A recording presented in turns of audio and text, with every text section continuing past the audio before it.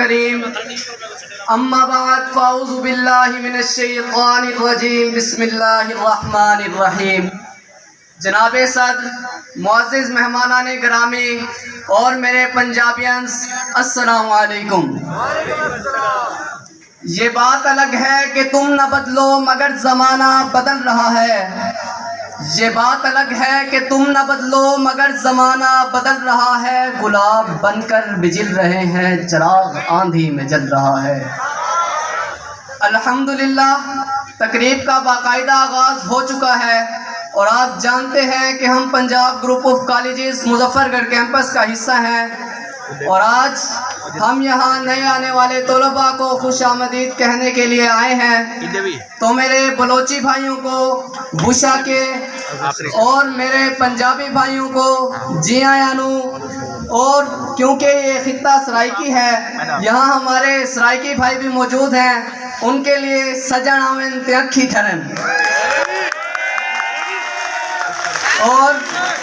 اور ہماری سرحدوں کے محافظ ہر دل عزیز پٹھان بھائیوں کے لیے سر مشے بخیر راغلے۔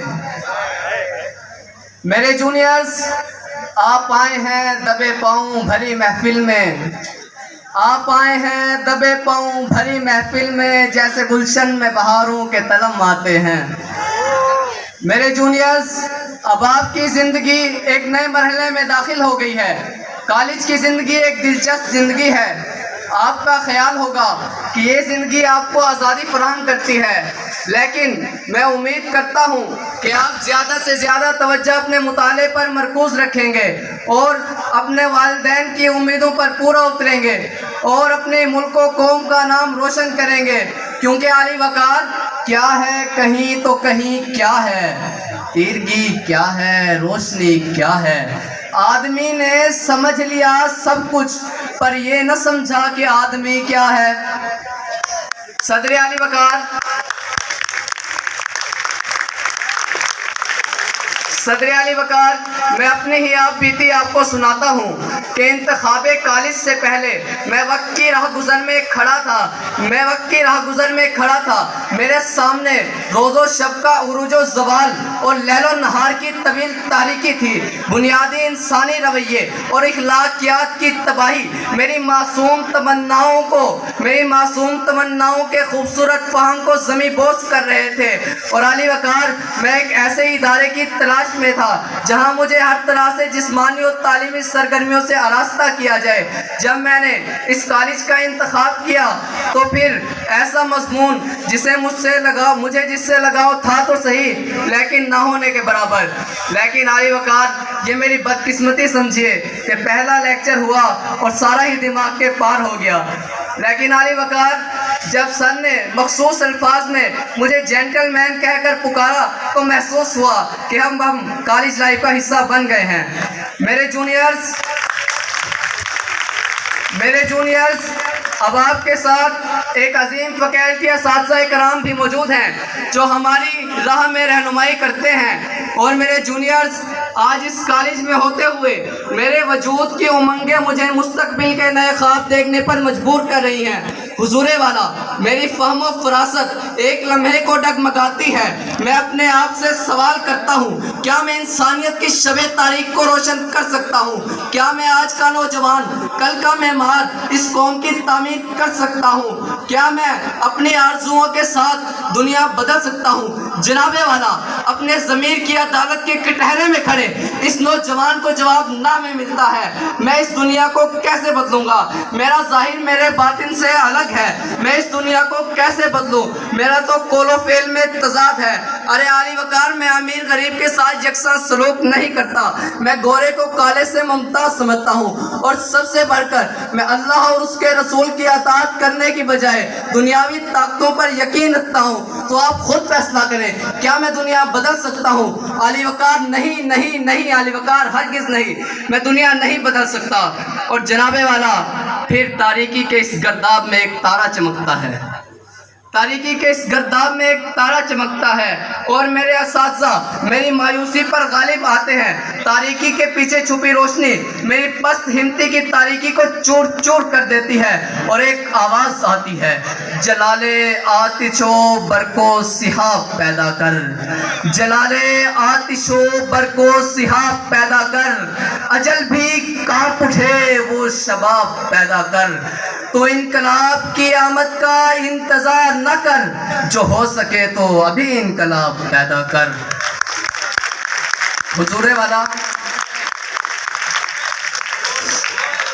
حضور والا میں نہیں کے گرداب سے ابھی پوری طرح باہر نہیں نکلا تھا کہ میرے کانوں میں آواز پڑتی ہے کہ تم تو اس نبی کے غلام ہو جس نے جنگی ساز و سامان سے لبریز کفار کے 1000 کے لشکر سے 313 مجاہدوں کو کھڑا کیا, اور حالات یہ تھے کہ کسی کے پاس ڈھال تھی تو تلوار نہ تھی, تلوار تھی تو ڈھال نہ تھی. جب نبی ذیشان نے 313 کو ہزاروں کے لشکر کے سامنے کھڑا کیا تو چشمے فلک نے وہ منظر دیکھا, انہوں نے دنیا تو کیا کائنات کو گواہ بنا دیا. حضور والا میری فہم و فراست میری عقل کی گتھیاں سلجھتی ہیں, میری سوچ کا دائرہ بدل جاتا ہے, اور پھر میں پکار پکار کر کہتا ہوں کہ ہاں میں دنیا بدل سکتا ہوں, ہاں میں دنیا بدل سکتا ہوں. اگر میں رب رحمان کو ہی ہر طاقت تسلیم کر لوں تو یقیناً میں دنیا بدل سکتا ہوں. اگر میں حیدر کرار کی تلوار بن کر نکلوں تو میں ضرور دنیا بدل سکتا ہوں. اگر میں خالد بن ولید کا پیروکار بن جاؤں تو علی وقار میں دنیا بدل سکتا ہوں. اگر میں اپنے اندر انسانیت کا جذبہ پیدا کر کر سچا مومن بن جاؤں تو صدر ذی وقار میں دنیا بدل سکتا ہوں, بدل سکتا ہوں, بدل سکتا ہوں. تو پھر مجھے کہنے دیجئے, لو تم بھی سنو حاکم بھی سنے, ایک بات سنانے آیا ہوں, میں پھر سے ممولے کو لے کر شاہی سے لڑانے آیا ہوں. لو تم بھی سنو, لو تم بھی سنو حاکم بھی سنے, ایک بات سنانے آیا ہوں, میں پھر سے ممولے کو لے کر شاہی سے لڑانے آیا ہوں.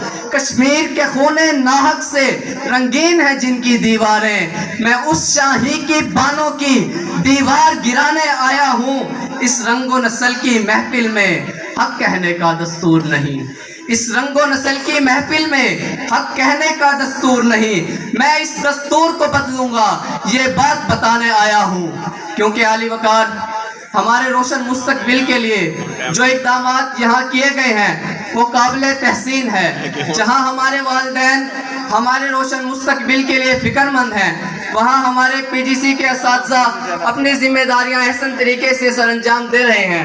میرے جونیئرز, آپ سے توقع کرتا ہوں کہ آپ طالب علمی کے اس قدیم دور میں نئے آنے والے چیلنجز کا ڈٹ کر مقابلہ کریں گے اور اپنے کالج اور والدین کا نام روشن کریں گے.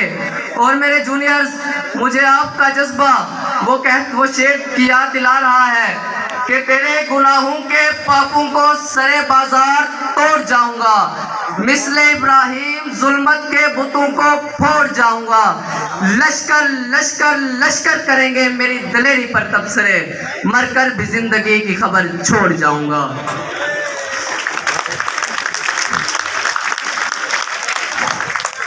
اور پھر میں ایک بار پھر سیکنڈ ایئر کی نمائندگی کرتے ہوئے اپنے جونیئرز کو خوش آمدید کہتا ہوں اور چند اشعار ان کی شان میں پیش کرنے کی اجازت چاہوں گا.